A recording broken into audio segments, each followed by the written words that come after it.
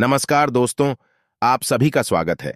आपके अपने YouTube channel मानव जीवन में दोस्तों लाइफ में सभी आगे बढ़ना चाहते हैं और लाइफ में आगे बढ़ने के लिए हमें रोज ही कुछ नया सीखना चाहिए और आगे बढ़ना चाहिए। तो चलिए आज की प्रस्तुति शुरू करते हैं। श्री शिवाय नमस्तुभयम।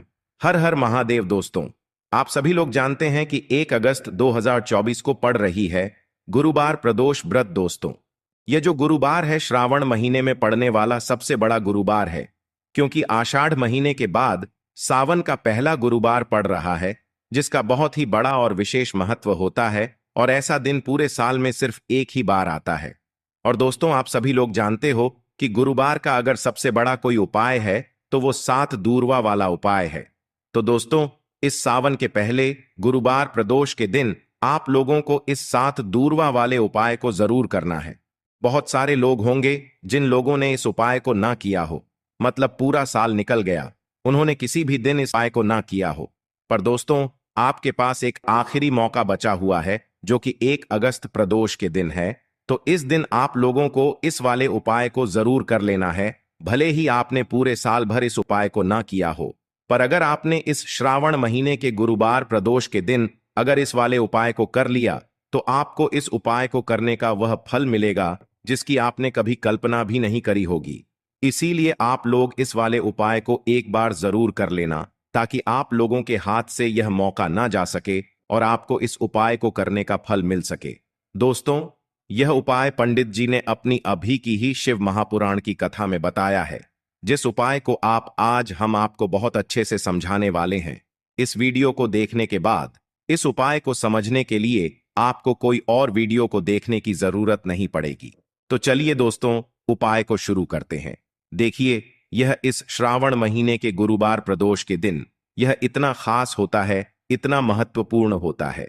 देखा है, कभी कभी बड़े बड़े पूजा पाठ अनुष्ठान से जो मनोकामना पूर्ण नहीं होते, वह श्रावण महीने के दिन एक छोटे से उपाय करने से आपकी मनोकामना पूर्ण हो जाती है। और बहुत सारे लोगों ने इस उपाय को किया भी है और उनको इस उपाय को करने का फल भी जरूर मिला है। अगर आप लोग भी इस उपाय को करना चाहते हैं तो आप इस उपाय को पहले अच्छे से समझ लेना, सुन लेना, उसके बाद करना। आपको इस उपाय का फल जरूर मिलेगा और इस उपाय को कर लेने से आपके घर में चाहे किसी भी प्रकार की दुख और समस्या क्यों ना चल रही हो, आपको उसका कारण भी नहीं पता है कि भाई यह समस्या किस कारण से चल रही है।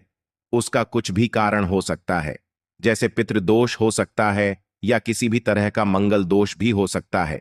तो इस दिन आप लोगों को यह वाला उपाय कर लेना है। यह एक ऐसा उपाय है जिस उपाय को अगर किसी विशेष दिन पर किया जाए तो भाई उस विशेष दिन का जो है वह तो हमें मिलता ही मिलता है। पर हमने उस दिन पर इस उपाय को किया है तो हमें उससे भी बड़ा फल मिलता है और फल बहुत जल्दी मिलता है, क्योंकि आप इस उपाय को बहुत ही बड़े और विशेष दिन पर कर रहे हो। तो चलिए अब उपाय के बारे में बात करते हैं। लेकिन उससे पहले आप लोगों को यह जानना आवश्यक है कि आखिर यह उपाय किस समय करना है, किसको करना है और कैसे करना है। तो चलिए हम आगे आपको वीडियो में एक एक करके बता देते हैं। तो दोस्तों, इस 7 दूर्वा वाले उपाय को हमें इस गुरुवार प्रदोष के दिन कैसे करना है, किसको करना है, किस समय करना है और कहां पर करना है, ये सारे सवालों के जवाब आपको इस वीडियो में मिल जाएंगे। और जो यह वीडियो देखेगा वह वाले उपाय को उपाय जरूर करना चाहिए, क्योंकि इस दिन दूर्वा वाले उपाय को ही बड़ा और विशेष महत्व होता है। और जब बात आ जाए 7 दूर्वा की, तो यह सोने पर सुहागा वाली बात हो जाती है और यह एक बहुत ही बड़ा उपाय हो जाता है इस गुरुवार का। तो अब दोस्तों, इस 7 दूर्वा वाले उपाय को आखिर करना किसको है, सबसे पहले हम लोग वह बात जान लेते हैं। तो देखो, घर की जो बड़ी माताएं बहनें होती हैं, उन माताओं बहनों में से कोई भी एक बड़ी माता बहन इस वाले उपाय को कर सकती है। और दोस्तों, अगर आप चाहे तो अपने घर में से सभी सदस्यों को भी इस उपाय को करवा सकते हैं।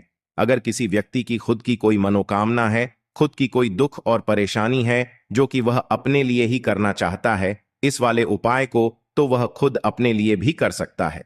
बाकी अगर कोई घर में से ऐसा है जो कि अपने ने पूरे घर परिवार की सुख और शांति के लिए यह वाला उपाय करना चाहता है, तो भाई वह भी कर सकता है, उसमें भी कोई दिक्कत वाली बात नहीं है।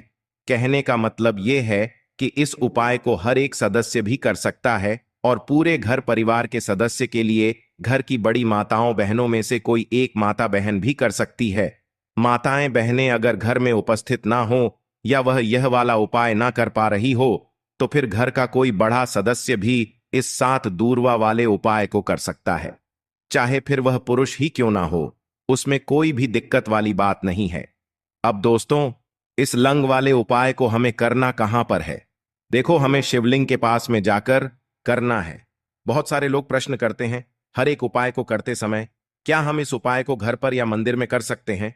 देखो, तो इस वाले उपाय को आप मंदिर में करोगे तो अच्छा रहेगा, घर पर नहीं करना है इस वाले उपाय को उसके बाद में। दोस्तों, जो अगला प्रश्न निकल कर आता है वो यह आता है इस उपाय को लेकर कि आखिर इस उपाय को हमें किस समय करना है, सुबह के समय करना है कि शाम के समय करना है? तो देखो, इस वाले उपाय को आप लोग सुबह के समय भी कर सकते हो और शाम के समय प्रदोष काल में भी कर सकते हो। अब अगर आप पूछो कि भाई सबसे उत्तम समय कौन सा रहेगा इस 7 दूरवा वाले उपाय को करने का, तो हम आपसे बस यही कहेंगे कि इस उपाय को आप शाम के समय करेंगे तो ज्यादा बेहतर होगा। बाकी अगर सुबह के समय भी करेंगे तो भी अच्छा होगा, उसमें कोई भी दिक्कत वाली बात नहीं है। तो अब दोस्तों, जो अगली सबसे बड़ी और महत्वपूर्ण बात आती है वह यह आती है कि सुबह अगर हम उपाय को करेंगे तो हमें कितने बजे से लेकर कितने बजे तक के बीच में करना है, और शाम के समय प्रदोष काल में करेंगे तो हमें कितने बजे से लेकर कितने बजे के बीच में करना है। तो देखो, सुबह जितनी जल्दी हो सके आप उपाय को करने की कोशिश करना। बाकी अगर किसी कारणवश लेट भी हो जाओ, थोड़ी देर भी हो जाए, तो 10 या 11 बजे तक भी आप उपाय कर लेना, पर 12 बजे से ज्यादा देरी ना हो। ठीक है, इस बात का ध्यान रखना। उसके बाद में दोस्तों, अगर शाम के समय प्रदोष काल की बात करें, प्रदोष काल का जो समय है होता है वह शाम के 6 बजे से शुरू हो जाता है। मतलब शाम के 6 बजे से लेकर 7 बजे के बीच का जो समय होता है यह समय प्रदोष काल का समय होता है। पर अभी जो मौसम चल रहा है इस मौसम में जो है शाम बहुत देरी से होती है, तो आप इस उपाय को 7 या 8 बजे के बीच में भी कर सकते हो। मतलब शाम के 6-8 बजे से रात 8 बजे के बीच में आप कभी भी इस वाले उपाय को कर सकते हो, उसमें कोई भी दिक्कत वाली बात नहीं है। परंतु गुरुवार प्रदोष के दिन कोशिश करना कि समय के अंतर्गत ही कर लो। किसी कारणवश ना कर पाओ तो थोड़ा देरी से भी कर सकते हो, आपको उपाय का फल जरूर मिलेगा। देखिए, इस वीडियो में जितने भी उपाय हम आपको बताएंगे सभी उपाय सरल है। देखो, गुरुजी ने कहा है कि गुरुवार प्रदोष के दिन आपको 7 दूरवा वाला उपाय तो अवश्य ही करना चाहिए। वीडियो के अंतिम में आपको उपाय बताया है जो आपको करना है। देखो, आगे बढ़ने से पहले वीडियो को एक लाइक जरूर करें। देखो, सबसे पहला उपाय, यदि आपके जीवन में कर्जा बहुत अधिक है, आपके जीवन में संकट बहुत अधिक रहते हैं, आपके ऊपर बहुत अधिक विपदा आ रही है, बार बार आपको अपने व्यापार में और अपने धन में हानि देखने को मिल रही है, यानी कि आपको प्रत्येक कार्य में हानि हो रही है, तो आपको यह उपाय करना चाहिए। इस उपाय को करने के लिए आपको 2 चीजों की आवश्यकता होगी। सबसे पहले है दूर्वा। दूर्वा आप जानते हो जो कि भगवान गणेश जी को समर्पित होती है, तो आपको वो दूर्वा की आवश्यकता होगी। साथ ही में एक लोटा जल की आवश्यकता होगी। और आप जब भी उपाय को करें, जी दिन भी आपको करें, तो आपको प्रातः कल सुबह सुबह ही सुबह वो करना है। इस बात का विशेष रूप से आपको ध्यान रखना है। ठीक है, तो आपको एक दूर्वा लेनी है। अगर आधा दूर्वा भी मिल जाती है तो भी कोई दिक्कत नहीं है, बस आपको दूर्वा लेनी है। अगर ज्यादा ना मिले तो उस स्थान पर एक दूर्वा भी ले सकते हैं। दूर्वा आपको आसानी से कहानी पर भी मिल जाएगी। बस याद रखिएगा, शुद्ध दुर्भाइएगा, और मतलब उसे शुद्ध करके ही उपयोग में लीजिएगा, है ना? तो आपको करना क्या है, एक दूर्वा या एक से ज्यादा भी दूर हुआ आप लोग ले सकते हैं, तो एक दूर्वा अपनी ले लीजिए। एक दूर्वा के साथ में आप एक लोटा जल ले लीजिए और इन दोनों ही चीजों को लेकर शिवाजी के मंदिर पहुंच जाइए। शिवाजी के मंदिर पहुंचकर सबसे पहले आप शिवाजी के पास में बैठ जाइए। शिवाजी के पास में बैठने के बाद जो शिवाजी की शिवलिंग होगी, शिवलिंग की ऊपर सबसे पहले आपको यह दुर्भाग्य को समर्पित करना है। दूरभाग को कुछ इस प्रकार से समर्पित करना है कि जो दूर्वा की दांडी का मुख होगा वो जलधारी की तरफ हो, जहां से जल नीचे करता है ना? और जो दूर्वा का मिला हुआ भाग होगा वो अपने आप शिवाजी के पीछे की तरफ हो जाएगा। ठीक है, तो इस प्रकार से यह दुर्भा का यह दूर्वा आपको भगवान शिवाजी की शिवलिंग के ऊपर समर्पित करनी है और जो एक लोटा जल आप अपने साथ लेकर आए हैं, इसी दूर्वा के ऊपर भगवान शिवाजी की शिवलिंग के ऊपर एक धारा से आपको समर्पित कर देना है। ठीक है। अब यहां पर देखने बात यह है कि यह उपाय इस व्यक्ति को करना है जी व्यक्ति की नौकरी ऐन ग रही हो, जो व्यक्ति परीक्षा में पास होना चाहता हो, तो इस व्यक्ति को अपने हाथों से इस उपाय करना है, तभी उपाय कम करेगा। ठीक है। इस उपाय को करने के बाद आपको 3 महीने उपाय आपको कब तक करना है? जब तक कि आपकी नौकरी ना ग जाए। जब तक आप इस उपाय को नियम के साथ करो, आपकी नौकरी जरूर लगेगी। अब बात करते हैं दूसरे उपाय के बारे में। तो देखिए, दूसरे उपाय जो है, देखिए, इस उपाय के लिए आपको मात्र एक लौंग का जोड़ा लेना है, यानी कि 2 फूल वाली लौंग लेनी है। साथ में आपको मात्र थोड़ा सा शहद लेना होगा और इसी के साथ में आपको तांबे के पात्र के अंदर शुद्ध जल लेना होगा। अब देखिए, इन सभी सामग्रियों को लेकर के आपको भगवान शिव के मंदिर में पहुंच जाना है। देखें, ये उपाय आप सुबह से लेकर शाम तक कर सकते हैं। तो वह सबसे पहले तो आपके पास जो 2 फूल वाली लौंग हैं, उन्हें आपको शहद के अंदर अच्छे से डुबो है, यानी कि दोनों लौंग पर आपको अच्छे से शहद का लेपन कर देना है। अब आपको जो आपके पास एक लोटा जल है, सबसे पहले तो उसे शिवलिंग पर धीरे धीरे समर्पित करना है और श्री शिवाय नमस्तुभयम इसका जाप करते हुए समर्पित कर देना है। अब आपके पास जो 2 फूल वाली लौंग है, शहद से उसे आपको शिवलिंग पर अर्पित करना है और आपको प्रार्थना करनी है कि जीवन में जो रोग की स्थिति है वह समाप्त हो। जीवन के जो संकट और समस्याएं हैं वह सभी समाप्त हो।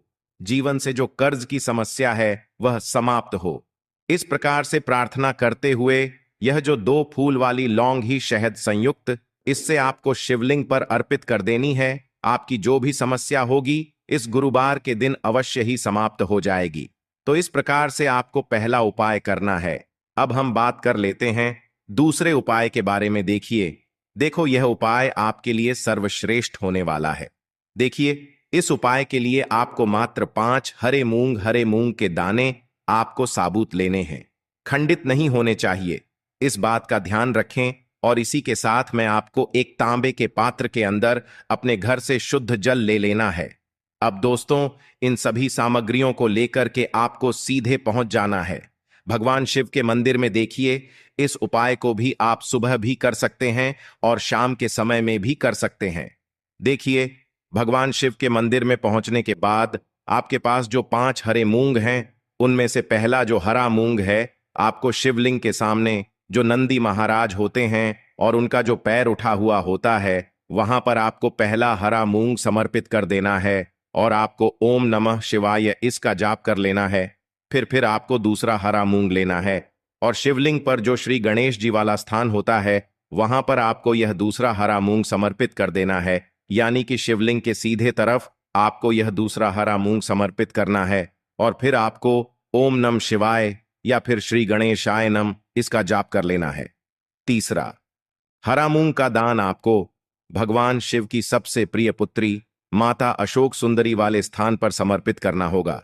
शिव की जो जलाधारी होती है, जहां से जल बह करके आता है, उसी जलाधारी के बीच में जो कहीं कहीं उठी हुई लाइन होती है सांप की आकृति के रूप में, वहीं पर आपको तीसरा हरा मूंग समर्पित करना है और फिर आपको ओम नमः शिवाय इसका जाप कर लेना है।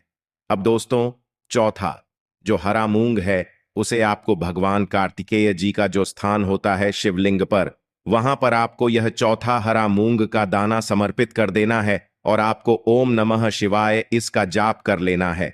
अब दोस्तों, आपके पास जो 5वां और अंतिम हरा मूंग बचा हुआ है, उससे आपको उससे जल के पात्र के अंदर डाल देना है और इस हरे मूंग से युक्त जल से आपको भगवान शिव के शिवलिंग का अभिषेक कर देना है। जल आपको बिल्कुल धीरे धीरे समर्पित करते जाना है और लगातार आपको शिव महापुराण के मूल श्री शिवाय नमस्तुभ्यम इसका जाप करते रहना है।